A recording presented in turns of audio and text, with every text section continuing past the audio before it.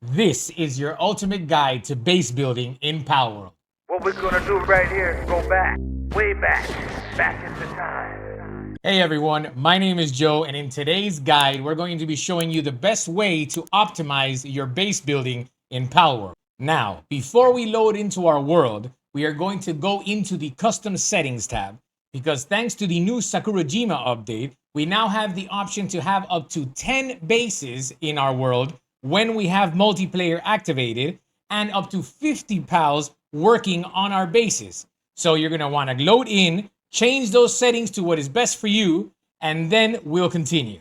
Now, for the base that I'll be building for today's example, we're going to be traveling to the northern center of the map in a space that allows us to place two bases in the same flat area.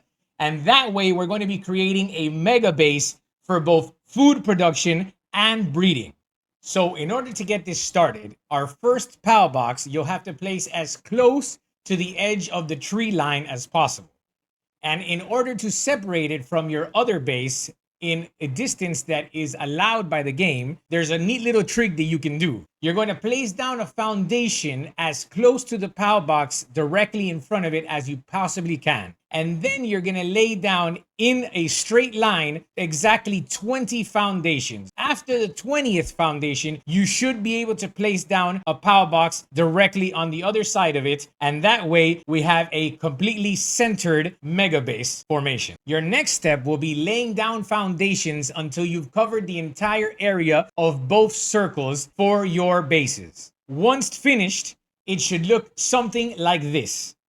The next thing you're going to want to do is put down enough PAL beds for all the PALs you plan on having on this first base. Now, I prefer to put them in an elevated position, and that way my PALs get stuck a little less when traveling to and from the beds. In the base that you were able to make the largest, I suggest using it for your food production base, since you will be using a lot more items and things on this base. So, since we're going to be turning this base into a food production base, we are going to want to have as many plantations as possible to sustain our growth and all the PAL's needs while we're using them for other bases. So, there's a trick where you can stack plantations one on top of the other. To do this, you're going to begin by putting down a bench from the furniture tab, and without moving at all and making sure that your PALs are the ones constructing the bench for you, you're going to wait till they're done, and that will allow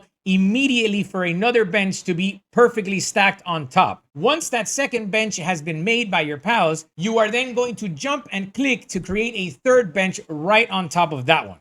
Once you have your stack of 3 benches, then you are going to select the plantation that you're going to want to be using. In this case, I began with a tomato plantation. When you're lining up this tomato plantation, you're going to want to move around until all of a sudden the plantation clicks into a higher than the ground level, meaning is going to be red, but it will be above the ground. Once you've reached this point, you know you're in the right spot. Then you're going to jump and click construct in order to have that plantation placed on top of the third bench. Once you do this, you're going to want to turn into disassembly mode. I suggest crouching before that and destroying the top bench and only the top bench. After that, you're going to repeat the process of pulling out your plantation and then clicking until you find it in the right spot where it again elevates off the ground, and then again jumping in order for it to be placed correctly. After that, we are going to once again crouch, once again enter dismantle mode and dismantle the second bench.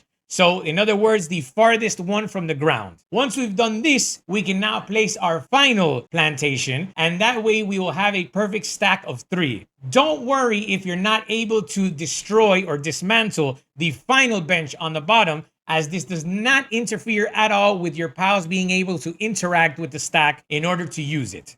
Now we're going to repeat this process until we have all the plantations that we need. In my case, I did 12 wheat plantations, 6 tomato plantations, 6 lettuce plantations, and 6 berry plantations. That for me is more than enough to keep salads in constant production for my PALs on each base to be eating, and enough wheat and berries in order to produce all the cakes that I'll be making. The way that you place down these plantations is very important. The reason that I've put it down in a circle is so that my pals do not have to be traveling much around in order to be planting, watering, harvesting, and for my Anubises to be picking up the harvested materials to take them to the refrigerator. You want to keep everything in a very close perimeter in order to make the trips for all these pals as short as possible and increase efficiency. Also, don't forget to place down a flower bed and a silo in order to improve the efficiency of both planting and harvesting. Other items that you might need to put down are a fountain, which will increase your watering efficiency, and a snowman, which will improve the cooling efficiency of whatever pal you choose in order to be cooling your refrigerator. Finally, as an added tip to this, there were 2 new pals added to the Sakurajima update, one of them by the name Shroomer and the other by the name Lulu. Shroomer will help avoid your pal's sanity to be decreasing rapidly like they normally do, and Lulu will increase the abilities of planting and harvesting that your pals already have. So keeping one of each of these pals on your base solely for these partner skills is really important. Don't forget when placing down your food box to enter the food box settings and uncheck the box for ingredients. That way your pals are not placing all of your harvested foods inside this feed box and placing them all in the refrigerator. The next thing you'll want to do is prepare your cooking area. Once again, I've chosen to do this in an elevated platform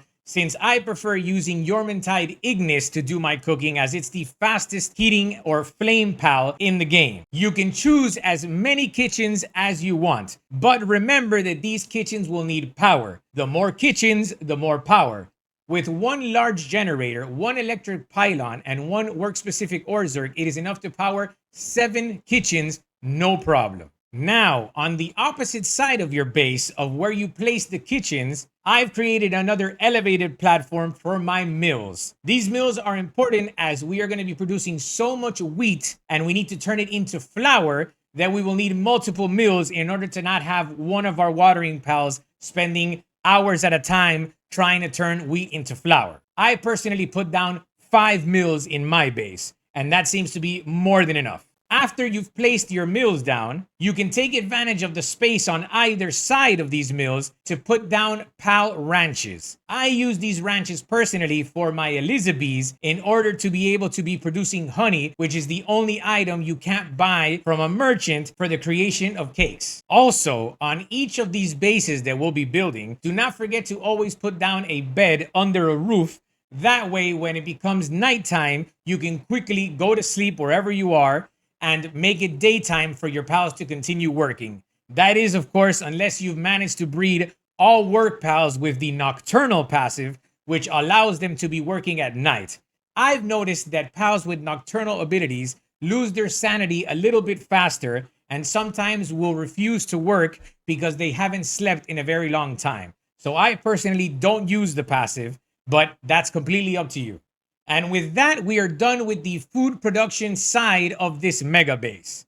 Now, moving on to the breeding side, this will be a much easier process as we will not have to be putting down any beds because pals that are in breeding pens do not need to eat or sleep. Now, this breeding base is totally up to your preference.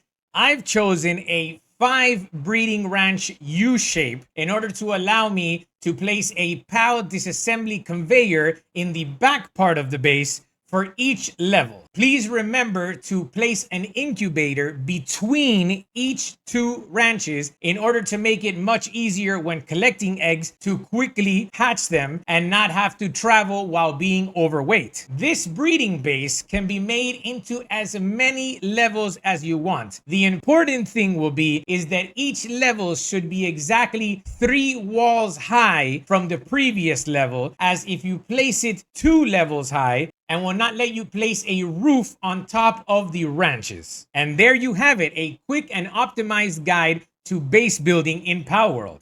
If you enjoyed this content and want to see more guides like this, please remember to subscribe, leave a like, and give us your comments down below on what you would like to see next. I can't stop this feeling.